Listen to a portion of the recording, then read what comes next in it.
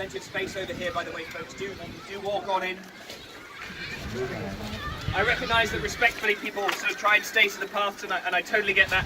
However, we're very welcome to go anywhere we please. Now, who can tell me, it's not worth any house points, by the way, but who can tell me why we might be stood at this corner of the graveyard?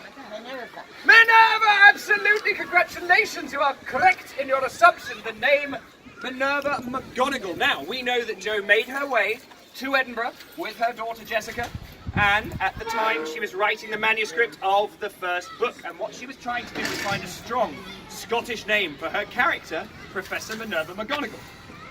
She happened upon Willie McGonagall. Now, Willie McGonagall is famous in this part of the world. During his time, he was known as the world's worst poet, ladies and gents. He was appalling at poetry, and people used to pay quite large sums of money to come and see him perform his poetry because they'd heard it was that bad. And you would turn up to a William McGonagall gig, and you'd be issued with rotten fruit or rotten eggs with which to throw at him. So we have a little bit of sympathy with the guy. He was just trying to be a poet, but we also think that he was probably an early example of what we now call a performance artist. He was probably in on the joke, and he probably thought, well, I'm making a lot of money writing bad poetry, so I'm going to kind of get on with it. And he became famous as a consequence. So that's where she got the name McGonagall from, because she used to sit here. There used to be a bench on these slabs, which over the years has disappeared. And she and Jessica would come away from the madding crowds on the street and they would sit here, and she found the name McGonagall. But for the character of McGonagall, we need to look to another Scottish writer. Now, way back in the day, a lady called Muriel Spark wrote a story about a very firm but fair, strict but kind schoolmistress. And this was made into a movie in 1969. The title of it is The Crime of Miss Jean Brodie, right?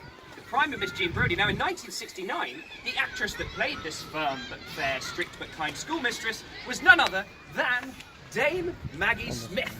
I'm pointing to you because you know the answer. I just couldn't come up with the name. It's the names. It's when you're under pressure and there's a weird bloke in the corner of a graveyard pointing at you. I know. I know. I mean, you're doing great. So, of course, if you want to see a young McGonagall, look at that 1969 movie, The Crime of Miss Jean Brodie, and you will see a perfect match to McGonagall.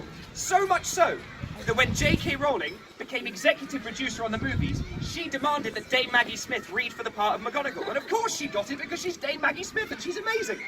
So we now know where the character comes from and we know where the name comes from. And I love to ask my tour groups this. Which professor do you think this guy looks most like from the movies? The stakes couldn't be lower, so just say it out loud if you think you've got one. Snape. People are saying Snape. Any advance on Snape? Most people say Snape. Some people say Mad Eye. That's a good one, yeah. Some people say Flitwick or Lockhart because of the hair. I asked my group this the other day and I got the greatest answer. I said, which professor does this man look most like? And somebody said, Nicolas Cage. I was like, it's the one professor that we must have missed. But it wouldn't have been amazing. Absolutely amazing. You can just picture him there going, put the wand in the bag. Brilliant. Anyway, I digress. We are here to see something crucial and important and vital to the world of Harry Potter. Behind this wall is an astonishingly important building. What I'd love you to do is take a look through the gates at the building beyond this wall. I'm going to slowly make my way around the back and I'll tell you exactly what you're looking at. Don't click the kids, click the building. Fine with me. When do they get out for summer?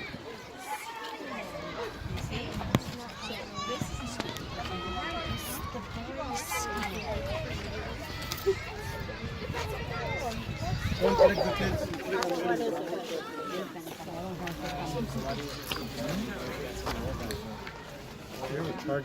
Yeah, I know. It's plugged in. Oh, yeah, okay, that's what you do.